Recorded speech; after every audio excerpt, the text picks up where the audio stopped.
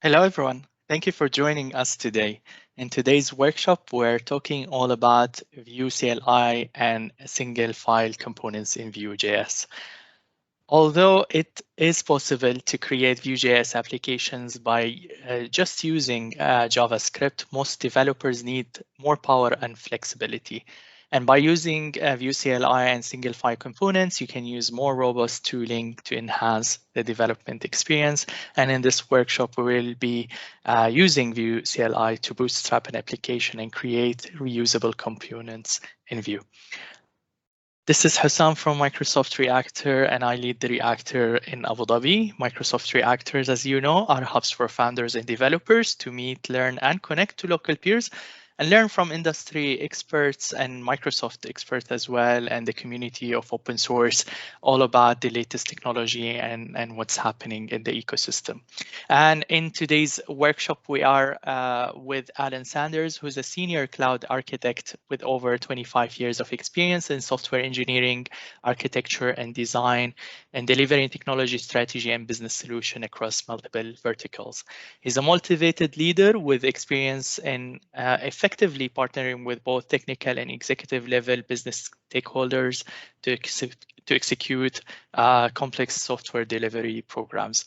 And as he always stresses out, he's so passionate about learning both on his own and with others. And quick reminder here before we start this workshop today, we're all coming from different backgrounds and we are here to learn. So let's be aware of each other, friendly and patient at all time, welcoming and respectful and open to all viewpoints and questions. We need to be understanding of each other's differences and kind and considerate to others at all time. That's pretty much all for this introduction. I would love to hand over the mic to Alan to start today's workshop.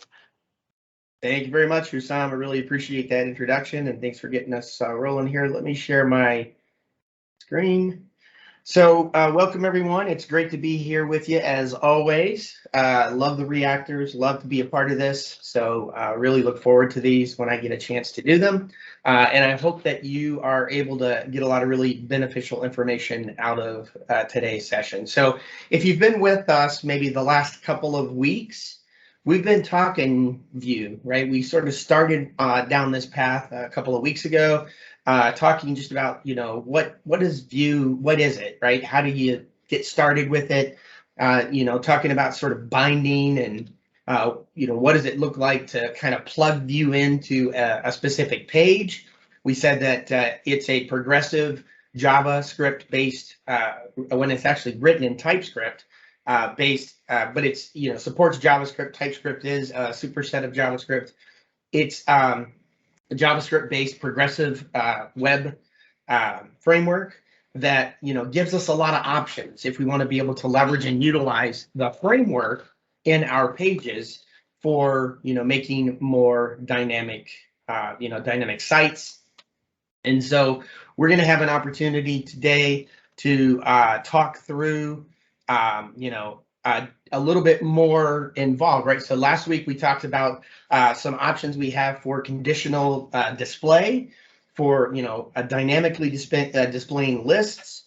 And so this week we're going to sort of round out the Vue discussion by talking about the CLI, the command line interface, and single file components, which I think are really the kind of the key aspect of Vue that makes it really, really powerful. So we're going to drill into that as we proceed today. So let's go ahead and get started. As Hussam mentioned, this is going to be recorded. I'll provide links if it looks like we might be having some issues with the check-in. But yeah, there's the links that Hussam posted. Thank you, Hussam. Included in that is should be a path to a GitHub repository where my slides are located. I'll make sure that's included as well. And then we will have, the ability to kind of walk through this information today, but you can take the recording, you can take the slides and walk through again a second or a third time if necessary to kind of continue to reinforce. I don't know about you, but that can be helpful for me. So let's go ahead and get dug right in. Hussam did a great job of talking about what the reactors are. It's great that they're available all across the globe. And he also did a great job talking about the code of conduct. You know, and learning takes patience with yourself, takes patience with others. And I think one of the keys to learning is asking questions, right? And being able to feel like you can ask a question and then it's not going to be looked at as a dumb question, right? To me, that's how you learn. So I love questions as we go. We're not in the same room together, so it's not, I guess, truly interactive. But as we proceed, if you have a question, please post it into the chat. And I'll try to address it in the context of where we are, as long as it matches. If it's maybe going to refer to something in the future, I'll just say, hey, that's a great question. Let's, kind of push forward, and then we'll come back to it. But definitely encourage you to ask those questions. I love to get that information through as we go. All right. So getting started, and specifically, we're going to be talking the Vue CLI and single file components. You heard about me. Here's the agenda. Again, my name's Alan Sanders, and very, very pleased to be with you. So thank you, Hussam. I really appreciate that for posting that. So agenda-wise, we're going to do a quick introduction. Then we're going to talk specifically about the Vue CLI, what that gives us. We're going to talk Vue components, which are just really, really powerful and key, mechanisms that really bring Vue to life. We're going to talk component properties, custom events, and then depending on how much time we have left, we'll maybe look at a knowledge check, and certainly we'll loop back to a summary, which will include a survey that you can fill out and provide us feedback on the reactors and on this specific session as well. Okay. So we're going to be leveraging the Microsoft Learn platform for this. So this is the link here, Vue CLI components. If you open that up and it opened on a different screen, let me bring this over to regular screen and let me increase the size. So this is what we're going to be walking through, right? And Vue CLI, I'm sorry, not Vue CLI, MS Learn is an awesome platform, in my opinion. There are modules that contain units on just about any technology you can name and imagine. And I think it does a great job of combining information, links to documentation, reading materials with it. It combines that nicely with exercises that you can, follow along as you're reviewing the material to help reinforce. And so we're going to walk through this. Obviously, we're not going to read through it line by line. I've tried to distill some of the key, principles into a set of slides that we'll walk through, but a lot of what we're going to be doing today is coding. And I would strongly encourage you to go back after this with the recording, with the slide deck, with this module, and continue to walk through and work through as well. All right, so let's go ahead and proceed.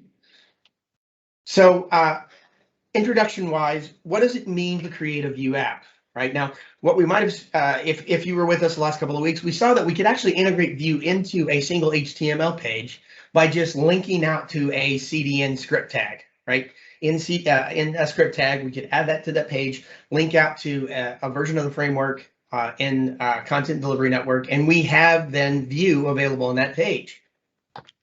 And it is possible, right? And so we only worked with one single JavaScript file.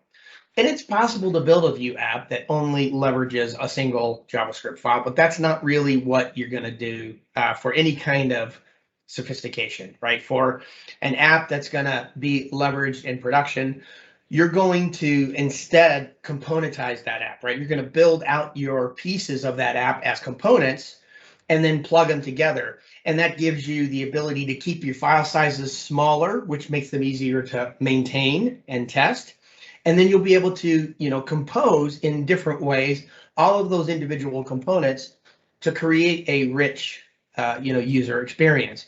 All with including the power of Vue, right? That allows us to make our applications dynamic, binded to data, and automatically update as changes happen in our backend data models. So we'll have all that benefit, but we'll really approach it from a more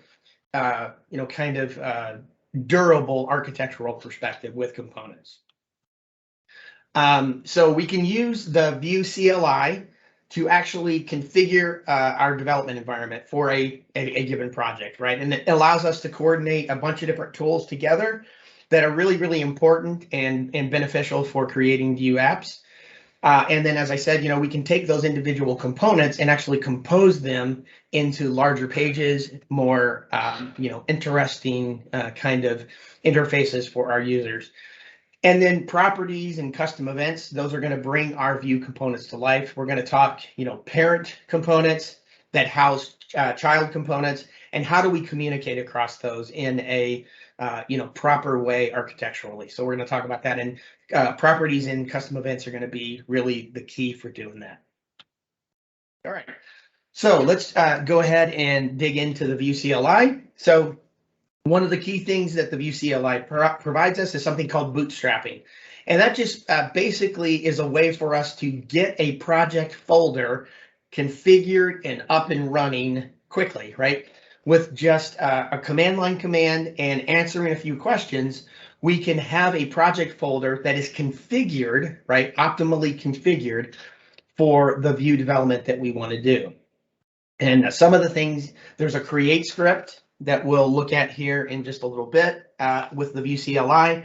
And among other things, when we run that create script, we're going to get the ability to set up linting, which is a mechanism by which it will monitor our code. The tools will monitor our code, and if we're not maybe coding according to the best practices, or things could be cleaned up a little bit, linting will help us make sure to keep all of that, to make sure we keep all of that clean, right? To keep our code in place and clean according to good standards, right? Linting will help us do that automatically. It just watches our code and suggests updates as it kind of sees them.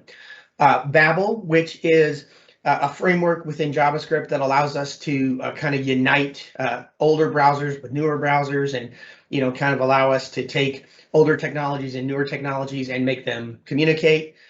And then one of the things, key things that we'll be able to specify with the CLI is whether or not we want JavaScript or Typescript. Now, we're going to be using JavaScript during our time here today, but Typescript is definitely viable, possible, and encouraged.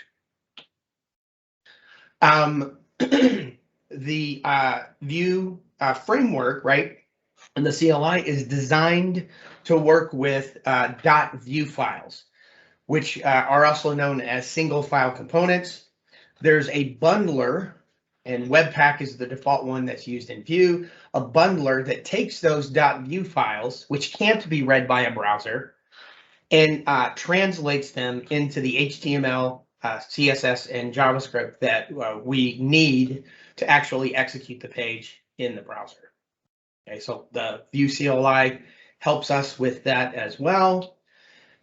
And then from a testing perspective, in addition to automated testing, which is something we should do with our code as well, we won't really get into that as much today. But just launching the page and then clicking around and testing, right? We need to be able to do that, especially as we're developing. We end up with this kind of dynamic experience, right? Where we might launch the page, observe something, go back to the code, tweak it, and then see what the update in our code, what kind of impact or effect it had on the browser view. The nice thing is there's that bundler Webpack that sits in the back that's going to detect file changes and will automatically rebuild and rebundle as required. So it ends up becoming a very, very dynamic developer experience by which we can, make tweaks to our code, modify things in our code, and see those reflected, almost in real time in the test view in our browser. It's just a way for us to kind of see what impact our code has on the final product. To use, we're first going to install it. And so we're going to install it using Node Package Manager, which is a pretty, standard approach that we take with JavaScript frameworks. We're going to use npm install -g @vue/CLI. And so that's going to install the Vue CLI. The -G is going to install it globally, which is often what we do with tools like Vue as frameworks that we want to be able to leverage and utilize, across our development systems. We then can run the create script by, leveraging Vue create and then giving an app name. And then we'll be prompted with a set of questions. We answer those questions. It's going to build up or bootstrap that application. And then we'll have a folder with a nice configured, Vue application that we can then launch in Visual Studio Code, for example, and execute. So let's kind of see that in action. Again, if you have any questions or comments, definitely please post those into the chat. I am using Windows Subsystem for Linux. I like that, so I have a Windows 10 machine, but I'm running a distribution of Ubuntu in Windows Subsystem for Linux, which is nice. This is typically how I do all my development. I do it through Windows Subsystem for Linux. I have a bash shell, and I can, process as though I were like working on a Linux machine, but having everything sort of focused here on Windows 10. So for me, that's the best of both worlds. You don't have to use this, but that's what I'm going to use. And then let me update where we are here as well. So again, looking back through this, the introduction we talked about, the here's the bootstrapping process that we talked about. And then now here, let's actually walk through this, right? We're going to actually do this. So let me clear this. And I'm going to type npm, and actually I need to do sudo because I'm in the bash terminal here, which stands for super user do, because I'm doing a global installation, which is going to change files at the system level. I need to run that command under elevated privileges. The way I do this is with sudo. I'm going to then run my npm install -g, then @vue/CLI. Hit enter. Because I use sudo, it's going to prompt me for my password. And then we'll let this sort of process through. So what this is doing is going out to Spot's npm, right? Pulling down those packages locally and then configuring them on my system for Vue development. So this might take just a sec here. Okay, it's done.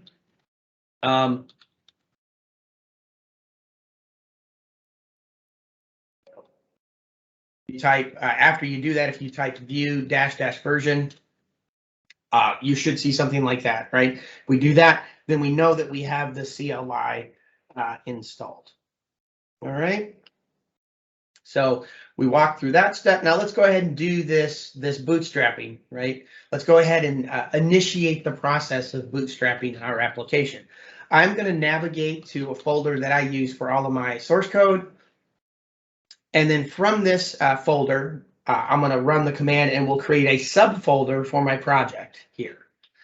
So I'm going to type Vue create, and let's see, what do they call it? Relic Cloud.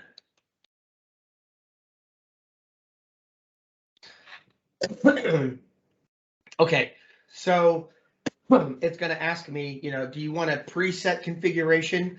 You could be Vue 2 with Babel and ESLint, or Vue 3. I'm going to actually manually select features so we can kind of walk through and see the options we have available to us. So, like this, if we want to be able to,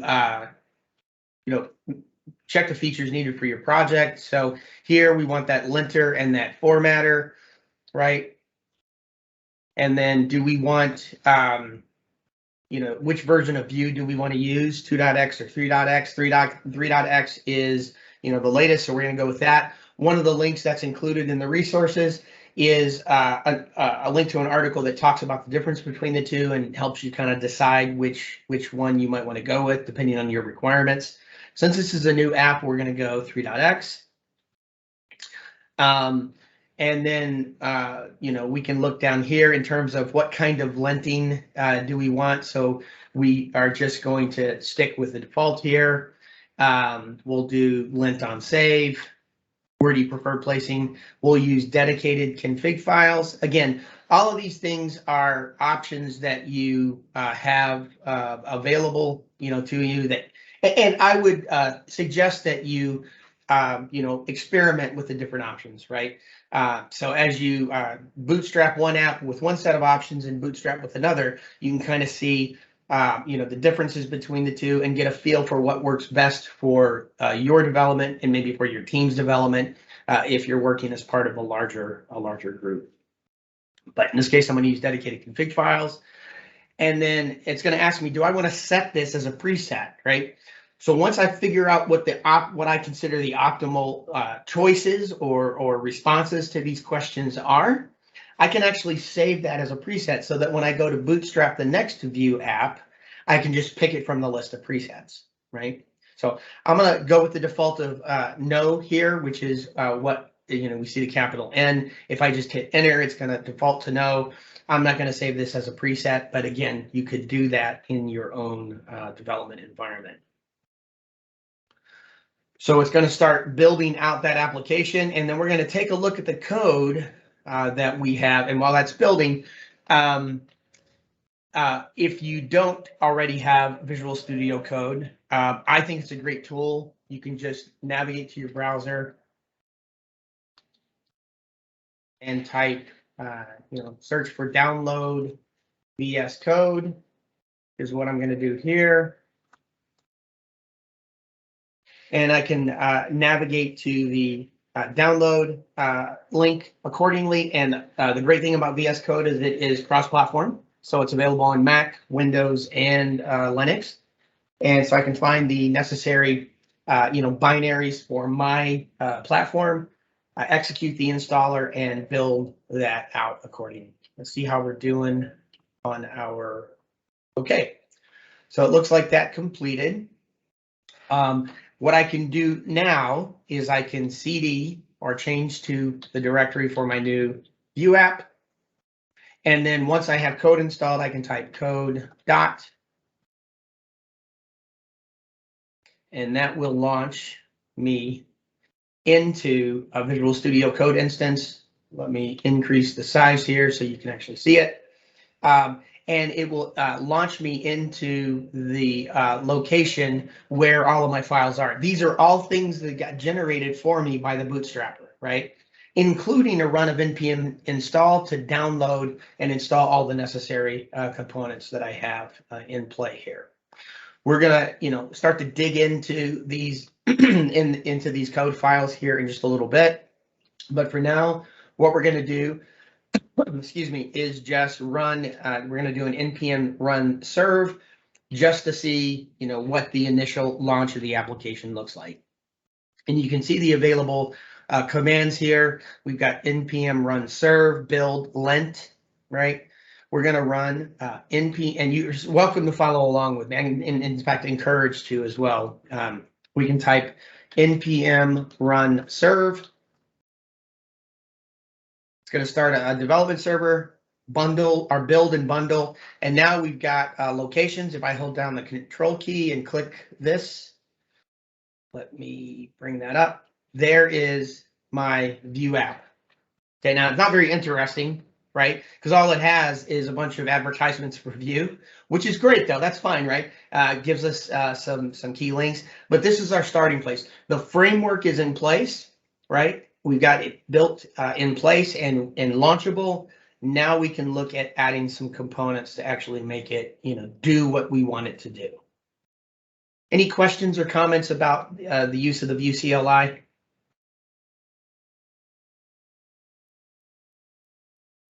Okay, great. Let's talk components now. Okay, so components are going to be captured in .vue files. Those are single file components, and they promote reuse, right? If I have a particular, combination of HTML elements that I want to be able to leverage together, bundled with some functionality that sits behind that set of elements, I can, combine all of that together into a .vue file and then reuse it in multiple places. Okay. It also helps keep our app files smaller, which I mentioned, right? And smaller files make them easier to read. If they're easier to read, they're easier to maintain, easier to test. And in HTML with .vue files, we'll end up using what are known as semantic tags. So our component, say, for example, it's order processor, right? If we have an order processor component, we'll be able to use an HTML tag, a custom HTML tag in our HTML that provides a placeholder for order processor. It'll look like an input tag or a source tag, or a script tag. It'll look like any other tag, but it is a semantic tag that refers to a custom component that we've built. We'll get a chance to see that in play here in just a bit, but that's, the key to creating our components is the .vue files. Component structure can include, among other things, a style section, right, which allows us to style, our HTML. And the thing about the style section here in the Vue component is we can actually scope it to style just this component, right? So if we wanted to make sure that the styling for this particular component doesn't impact other things, we can scope the styling just to this component. We'll have a script section, which is likely where we'll put all of our code, our data method. If you have been with us or have done for the last couple of weeks or have done Vue, that in our app, we have a data method that returns properties in our model that we're going to bind to.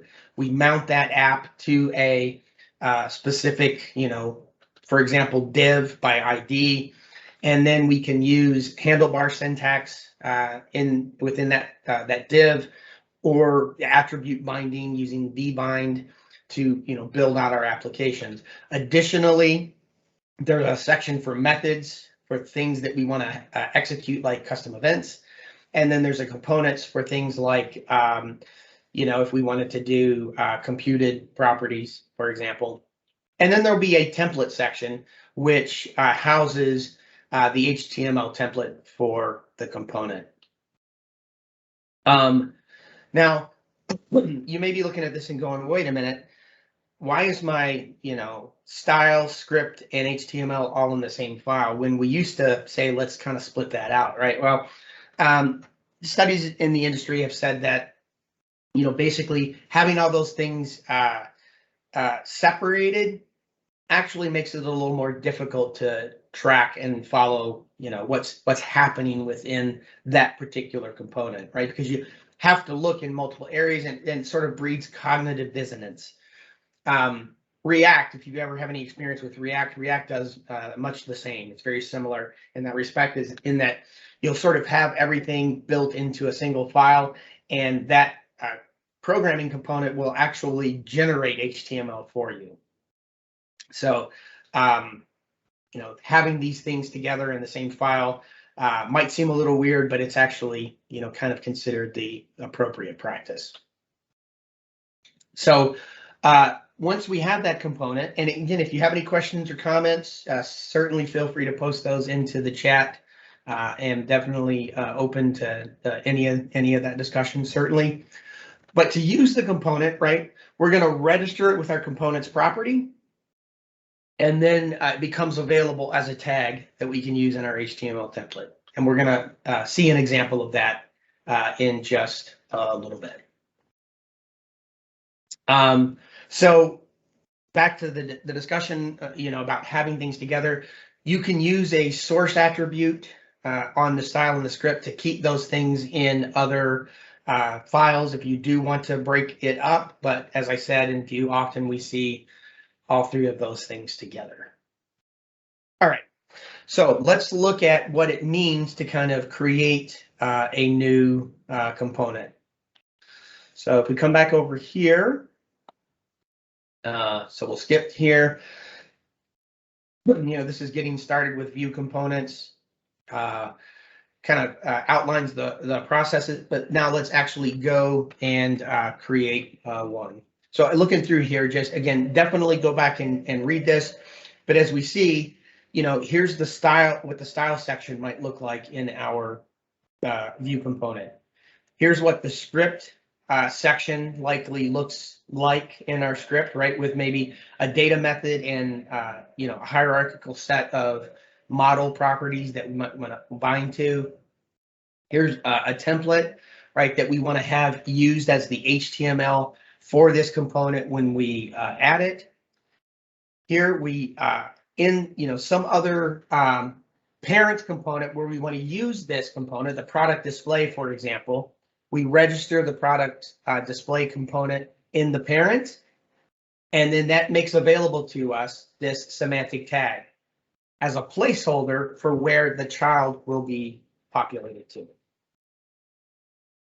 All right, so let's go ahead and look at, excuse me, the sort of working with you. Now, there's a couple of extensions. One of the cool things about Visual Studio Code, in my opinion, is that it supports a ton of extensions, which are just add-ons that you can plug into the IDE that facilitate a particular type of development.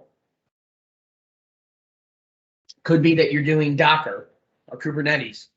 Could be that you're doing C# or you're doing cloud, right? There are a ton of extensions that give you sort of context-specific assistance with that language. I use the Go extension a lot. So if I'm writing code in Go, that extension will do things like lint for me and run the necessary format commands and validate and verify as I say. So there are a couple of good extensions that you might want to consider utilizing for Visual Studio Code. Just real quick to kind of walk through how you would pull those in. On the left-hand side here, there's an extensions tab. If I click that and I look for BETUR, now sometimes, at least I do, I get this message where it says it can't connect to the extensions marketplace. I don't know why it does that periodically. Maybe it's my system. I don't know. I just clear that out. Maybe I tab off and then back onto the extensions. It's a little annoying, but usually it works. Okay, so this one here, right, is Vue tooling for VS Code. This is one that is definitely recommended. It gives you terminal interface. It gives you a Vue language server. The Vue language server is where all the rules are kept about the language for linting and standardization and evaluation, right, to kind of confirm at compile time that things are looking good. So you can install this one. I've already installed it here, you see, but you should just be able to hit install. And then the other one that they reference here is this Vue VS Code Snippets, and we'll get a chance to use that. So if I look for Vue VS Code Snippets right here by Sarah Drasner, I have this one installed as well. We'll see that it allows us to type Vue in our source file, and then it will give us some options that we can use to immediately, kind of with a snippet, bootstrap a given component. Okay, so let's go ahead and look at after we've done that with those two extensions. Let's go ahead and look at how we would add a new component. So we're going to add a new host component called host.vue. And I'm going to do that in the source components folder. So right in here, I'm going to do a new file called host.vue. And then within this Vue file, I can type Vue, and then I can just choose the top one, Vue with the default .vue, and then it gives me sort of a framework or a snippet into which I can start, placing my code, whether it be my styling, my scripting, or my HTML template. So let's go ahead and update the script. Now, I'm not going to type this. I don't think that would be very interesting. I'm going to copy and paste it, but I am going to walk through what it's doing. So let me go ahead and grab this. And this is going to go within here. So this is our script. what's going on here? Well, we're going to give our component a name, and then we're going to have the data method. And the data method, again, is where we return the object that houses the different properties that we're going to want to bind to, the data that we might. And, you know, in this particular case, we could define it here and then programmatically modify it, right? But here we're just kind of hard coding everything. You really wouldn't do that in a production app. For example, the available cabins with their prices, we'd likely call out to an API to pull that information because that could change. We don't want to hard code that kind of detail into our app. But for the purposes of what we're talking about today, it's fine, right? So we have a set of cabins and we have, you know, a set of bookings, for example. We got a name and a description, okay? So these are all values that we're going to end up binding our components HTML to give us that dynamic display. Let's add this template. So let me grab this code here. And again, I'm just going to copy and paste it, and then we'll talk about what it's doing. So within this template, we're going to have a single parent at the component level called a section. And then within that section, we're going to have a nav bar. We're going to have a description using handlebar syntax to display the name and the description. And then we're going to have a spot or a placeholder for us to plug in other things, right? Other components into this sort of parent, right? This is like our parent component.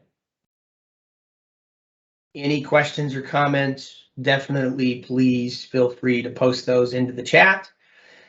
And then the last thing we're going to copy and paste here is all of this styling. This is just going to make our page look, or our component, I should say, look, look nice.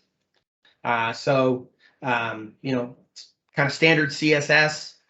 We've got styling for the body, styling for anything that has a class of row, anything that has a class of button, etc. It's going to manage our various colors, border radii, etc. Okay. So what we're going to do then is we'll go. So let me save this. And I'm actually going to format this.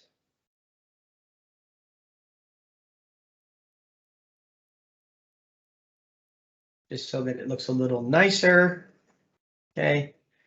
Now, anytime you see this white circle up here, that means you need to save that file. So I'm just using Control S, or if you're on a Mac, it would be Command S. So we've got our host component saved.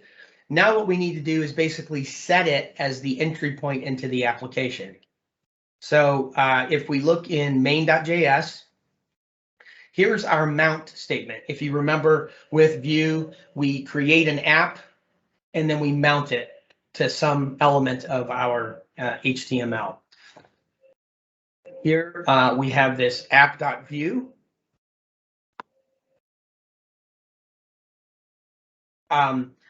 And within this, here we see that's styling. Let's see where we go. So there's our app component there, right? And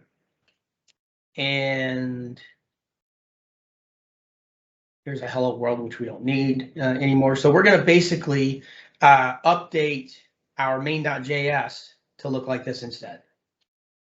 So instead of mounting to app.vue, we're going to utilize components host.vue. Okay. So I saved this. So data is something similar to use effect in React. Yeah, it is. Yeah, it kind of is, right? Use effect, we use that so we can have, refreshes of information that's going to be bound to our page in response to some change. So yeah, it's very, very similar. Hema, very, very good observation. Okay, so this has still been running, right? Let's flip over to the app, and there's our app, right? Not very interesting per se, but that's our base app, right? We have the the name, the description, and the rest of our sort of styling.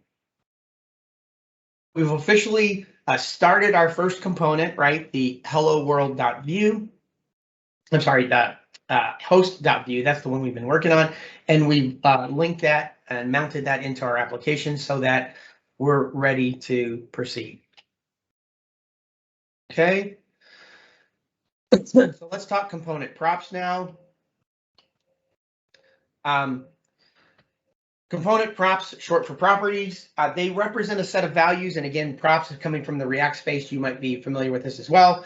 They represent a set of values that can be passed into the component, right? So if you imagine a parent hosting a child and the parent wants to communicate information to the child, right? The parent wants to be able to provide data that it has in to the context of that child for, dynamic display. They can be used, programmatically to change the appearance or behavior. We define it for the component by adding a props field in our script. The caller using the component, so the sort of parent sets those props as attributes on the component tag in the template, right? So the parent has a child component it's using. We put that child component defines properties. When we place that child component into our HTML, we set those properties using attributes, just like you would, on an input where we're setting the type equal to text. And then there's a schema that we can use to restrict the types for the props, right? We can make them sort of wide open, or we can say this, this needs to be a string, or this needs to be a number, etc. We can use a hierarchy for binding to a more complex model structure, and we'll look a little bit at that. This isn't super complex, but you have multiple options in terms of levels of sophistication that you can add to that model. Props can be used in the component. So inside the child component, we're going to just read those the way we would any other bound value. The thing to remember is props passed from the parent to the child, they form a one-way down binding. Okay, so if we make changes to those prop values in the child, that's not going to be reflected back in the parent.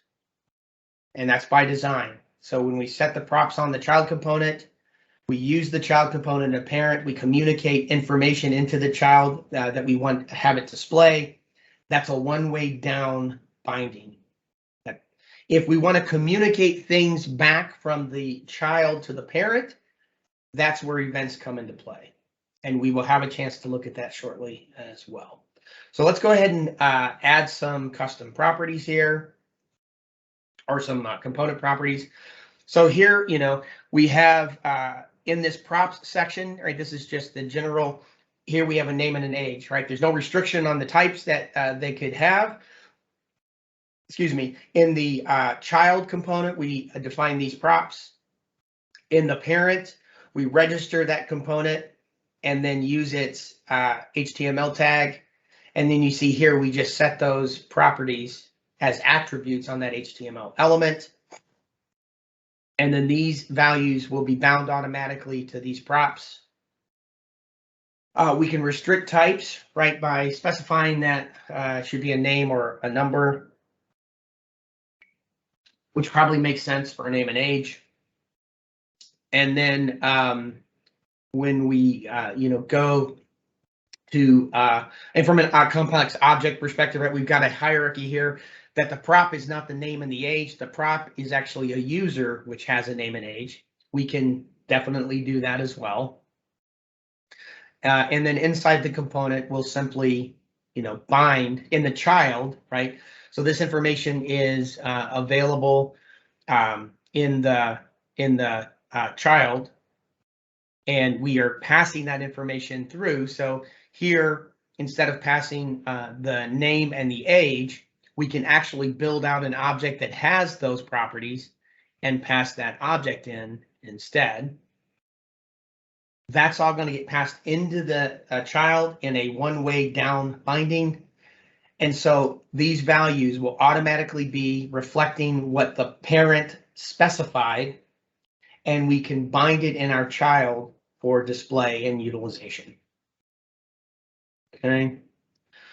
So let's go ahead and dig in a little more to what that looks like. So now we're going to create a booking list component.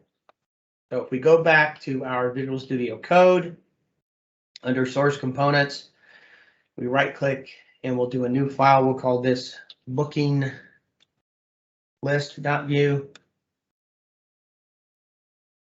We're going to start with the sort of default. We can start adding all the necessary stuff we need to have in place, right? So in booking list.vue, we're going to use this for our script. So let me copy and paste this.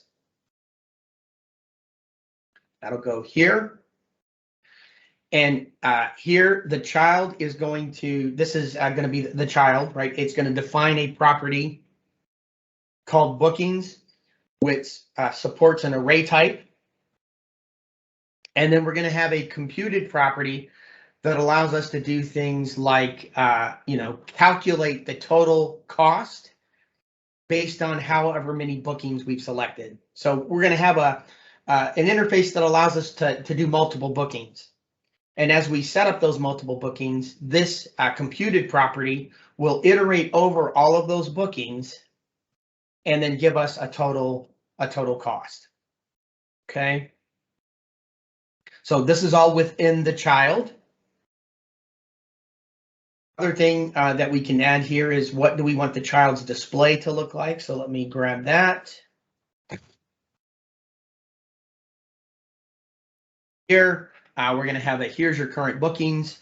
There will be a row with our V4, right? So it's going to loop over this array of bookings, right? This property of bookings. The V4 we said allows us to grab, it's like a for each. For each booking, it's going to grab the current booking. It's going to grab its index so we can have a unique key for it.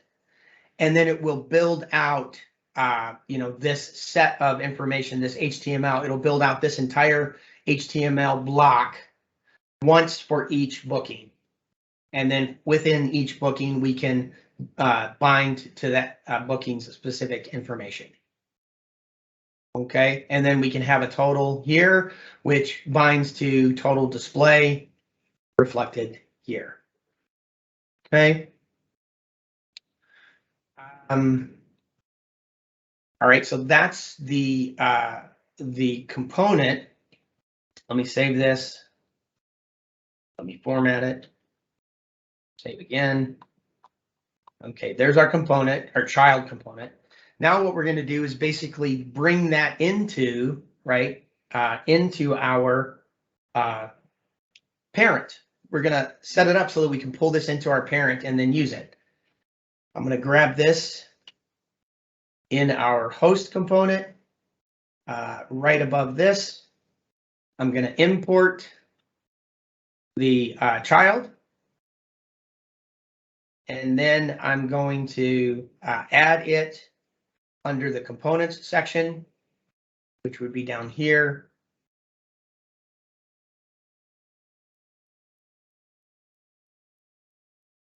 Okay. And basically saying, look, you imported it, but you're not using it. And then that went away because we're using it now. It said you've shown it, but you're not, it's registered, but it's not being, utilized within your HTML. So we'll fix that by adding into right under where it says, this, add the booking list.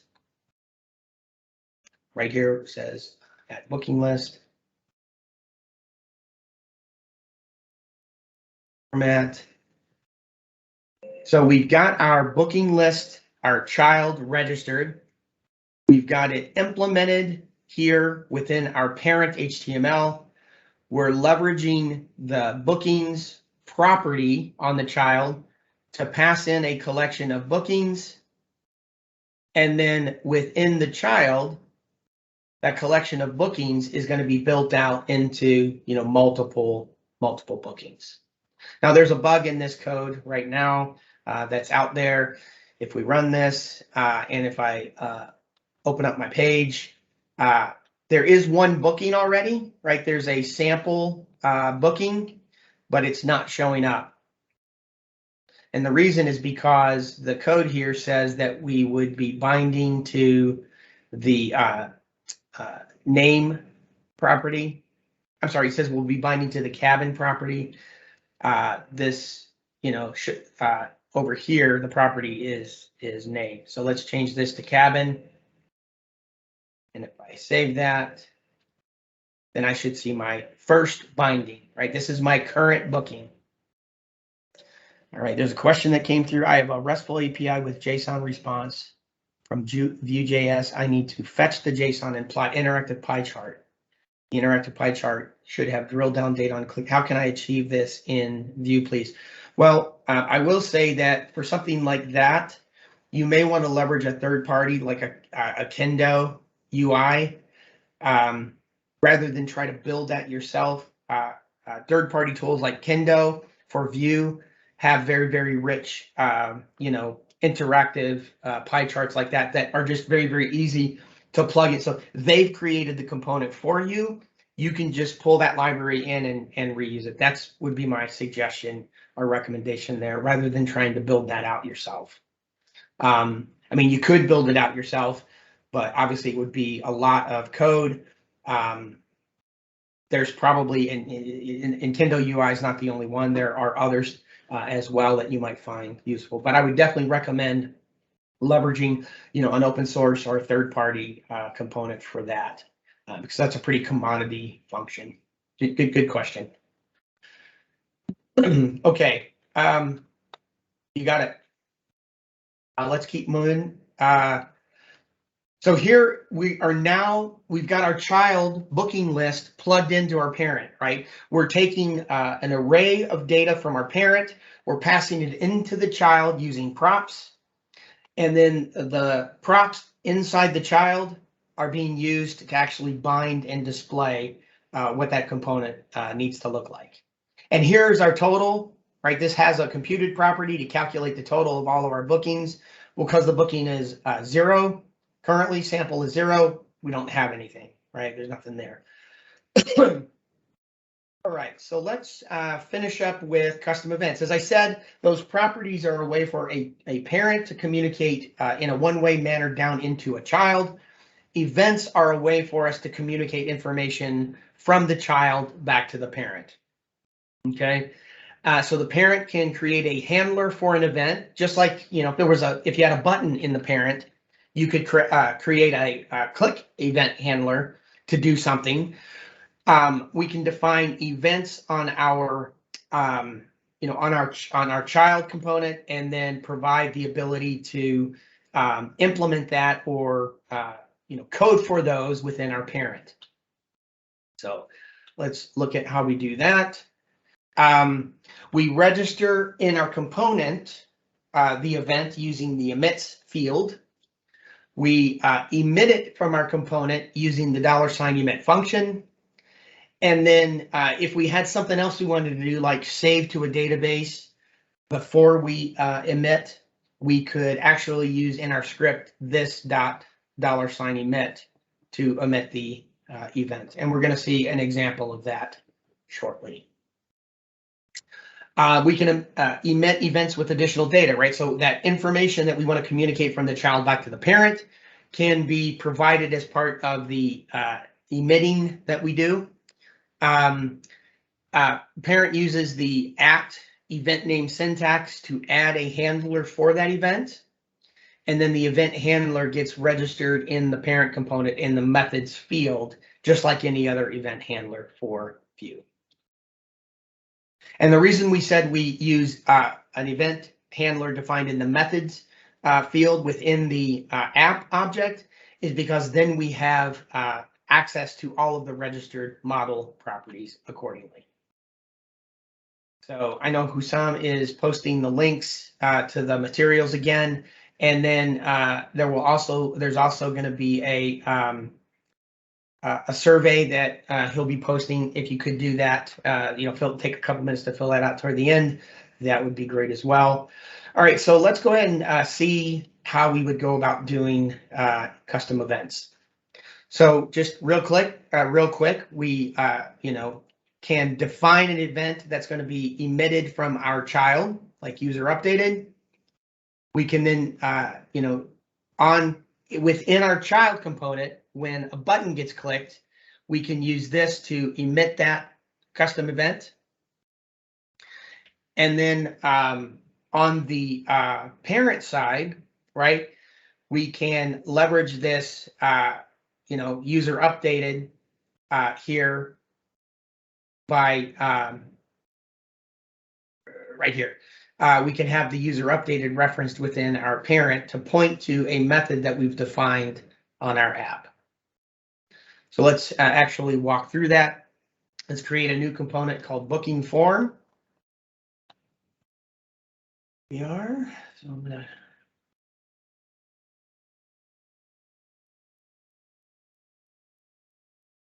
And then I'm gonna start with Vue and use the defaults.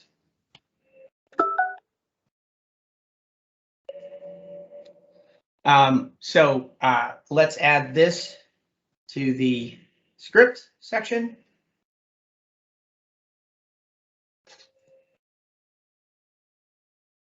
We're defining our props as cabins array. So we got that cabins. Again, the cabins are going to be the kind of areas of a dropdown, if you could imagine, or the items in a dropdown. We've got a booking created event that we're going to emit. We've got, an initial for cabin index, and then basically for book cabin, if they select a cabin, after they select a cabin and choose to book, it will emit, right? The child will emit this booking created event that the parent can listen for and handle. Okay, so let's down here, let's grab the display template for the form. I know we're very, very close to running out of time. And let me go ahead and save that, format it, and then save it. So our child is in place with the necessary event to emit. And then now on the page, we can import the booking form just like we did the booking list from our host. It's going to complain, hey, you haven't registered, you declared it, but haven't, registered it yet. So obviously we're going to come down here and add form. Now still going to comply because we haven't, plugged it into our HTML anywhere. We can fix that quickly. We're going to add this section to our methods. This is all in our parent again. That method is going to, given the cabin index, it's going to grab the cabin reference and then pass that booking onto the array of bookings, which we'll see automatically updates the list, right? So we're in two different child components. We've got the list of bookings in one child, and then we've got the form that allows us to book in another child.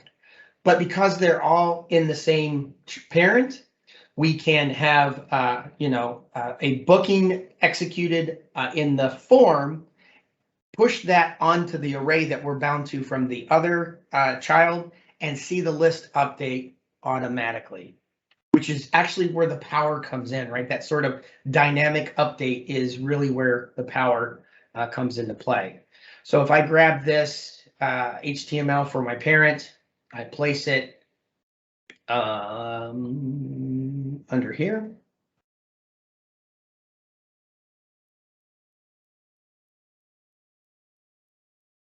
Should I hit Control V? Instead I hit Control C. Okay, let me format this, okay, and let me save it. So here we've got our booking form. We are going to handle the booking created event that's exposed by the child.